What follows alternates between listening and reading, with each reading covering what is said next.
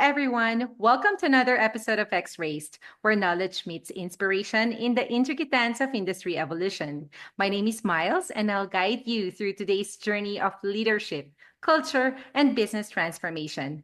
I'm bringing you someone who's been helping businesses unlock their leadership potential by aligning values, strengthening workplace culture, and coaching teams to deliver peak performance. With over 25 years of experience in multi unit management, franchise development, and customer satisfaction, he's honed a unique ability to connect with leaders. From addressing franchise specific challenges to cultivating trust, accountability, and even joy in the workplace, he's dedicated to creating workplaces that thrive. So, get ready to dive into this conversation with the founder and chief executive officer of Turnleaf Consulting, Paul Anderson.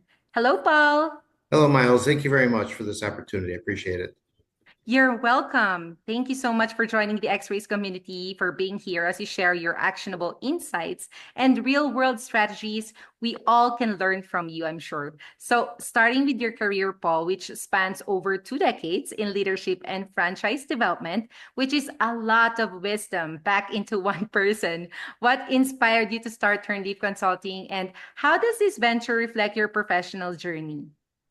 Yeah, I appreciate that. So I've had the good fortune, I've been trained, I've been coached, supported, inspired by so many good people, so many good organizations in my life. It just feels very natural for me to pay it forward. I get a lot of joy out of helping people with their personal, professional development, and I'm very good at it. So, but you mentioned I have a lot of experience, a lot of practical experience, a lot of multi-unit leadership experience. I've worked with world-class cultural and leadership development organizations. I find I can really connect with people in a more authentic way. I empathize. I understand how leaders feel. Why they do what they do, because I have a lot of personal experiences I can draw from. So it's pretty easy for me to connect with them. Yeah, right. Well, I really love how you mentioned paying it forward, Paul. It's just so refreshing to hear that leadership isn't just about guiding teams, but creating a ripple effect of growth and development. You know, your roots in the franchise industry, as I've read, are really impressive to say the least. And franchises often have a delicate balance between corporate guidelines and individual ownership. So, how do you tailor your consulting approach to help franchisees and franchisors thrive in these unique business models? Yeah, we have to start on a very individual basis with what's going on with them as a company, irrespective of if they're franchise or not. So we ask a lot of how and why questions. There are a lot of common themes in organizations. We need to ensure that we understand their individual culture, whether it's, again, a franchise environment or not, and make sure that we're aligned in values and expectations. If we're not aligned, it's not going to work. But from the franchising perspective, we're a great resource for all small business owners and franchisees, especially those that have multiple locations, lots of key leaders.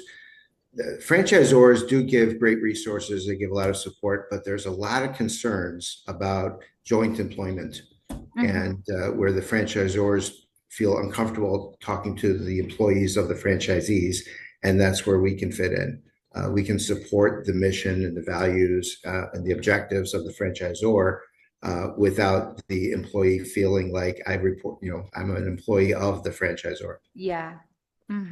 Well, it's really good to know. I mean, fascinating how you respect the franchise or franchisee dynamics while helping them overcome challenges like what you mentioned, joint employment. And one thing that stands out about Turnkey Consulting is your emphasis on aligning leadership practices with an organization's values and culture.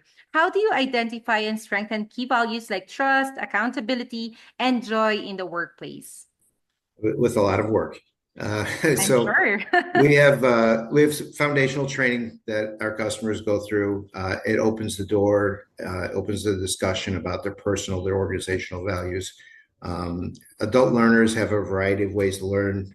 We have to use lots of different resources, including reading materials, videos, group workshops, one-on-one interactive coaching, whatever works for them. We'll figure it out. We know people don't typically change behavior because of one single stimulus. So we ensure that the key leaders get a lot of practice, they get feedback, we get Yeah. follow up. So we want to make sure that the values are alive and well in the organization. But it really starts from an organizational perspective. It starts with the selection process. We work hard with them on how to hire team members that share the values, that have the right success characteristics for the job.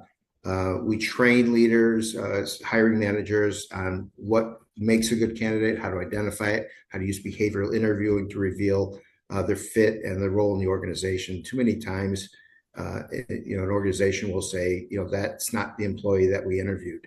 And it's Mhm. because they didn't reveal them during the interview process. It's not the employee's fault. It's the hiring manager that needs to be improved. Right. I couldn't agree more. Real change really doesn't happen overnight. And Yeah. you applied a mix of hands-on coaching with behavioral interviews and follow-up. You're basically creating leaders and building legacies as well. And, for sure, as business evolve, leadership has to keep up, Paul. What trends do you see shaping the future of leadership development? And how is Turnleaf Consulting preparing organizations for the leaders of tomorrow? Yeah, I think just from a payroll perspective, I think business owners and senior leaders are going to show more willingness to engage with experts to improve their culture rather than hiring a lot of people from within. Mhm. But I think the fundamental challenges of today are the same as they've been for generations, and they'll continue in the future. It's hiring leaders that attract and retain great teams. They're always going to be valued. We have low unemployment right now in the United States, and that's not going to change anytime soon. It's going to be with us for a while. Baby Mhm. boomers are going to keep retiring. The Gen Xers are going to start retiring. Hiring managers who don't demonstrate more engagement and respect for the candidates are going to struggle to onboard the good talent that they need to survive and to thrive. Mhm. Too many times pre-COVID, you'd go to a hiring manager's office and they'd have a stack of resumes Yeah. and they're the same people that today are complaining about candidates ghosting them. I'm thinking, you had a stack of resumes. Every one of those people that you didn't call early, they felt you ghosted them. It's turned. It's turned. And the companies that figure that out, the leaders that understand that right now the candidates have as much power as the hiring manager used to have. And I have Mhm. to adapt to that. I have to trust that. I have to show that I care about them, that I value them. They're the ones that are going to make it. Right. So a workforce that values trust and accountability while mastering conflict resolution. That Mhm. sounds like a dream team, Paul. Your That's what we approach. built. Yep. Yes, your approach seems to future-proof businesses while tackling age-old leadership challenges, problems and issues.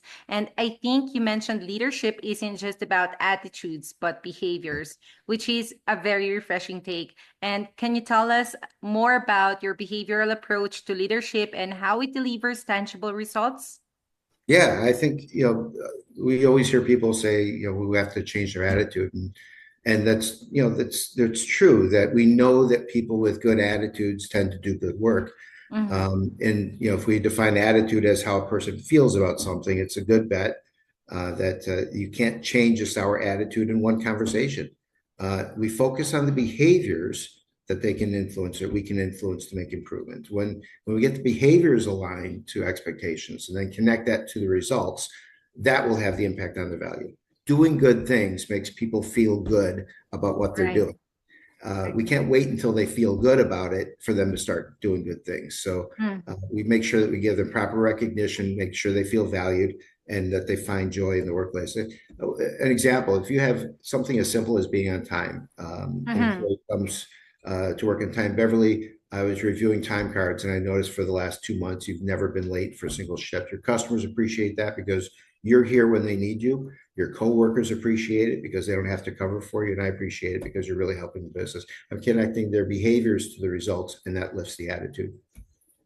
Uh-huh. That's a very simple yet good analogy, Paul. It's all about connecting the dots. It's a domino effect, behaviors to results and results to recognition. Your approach really hits the sweet spot between strategy and empathy, which is very important, Yeah. from aligning leadership with values to preparing businesses for the future. Thank you so much for sharing how you're transforming workplace culture, Paul. So I really want to thank you for being here. Thank you very much. I appreciate the opportunity, Miles. And with that, we wrap another stellar episode of X-Rays, guys. Thank you for joining us. Your curiosity fuels these incredible conversations. Get in touch with Paul if you want to learn more. Don't forget to share this and follow us for more exclusive interviews with leaders and innovators. Until next time, this has been your host, Miles. Stay focused and inspired with X-Rays.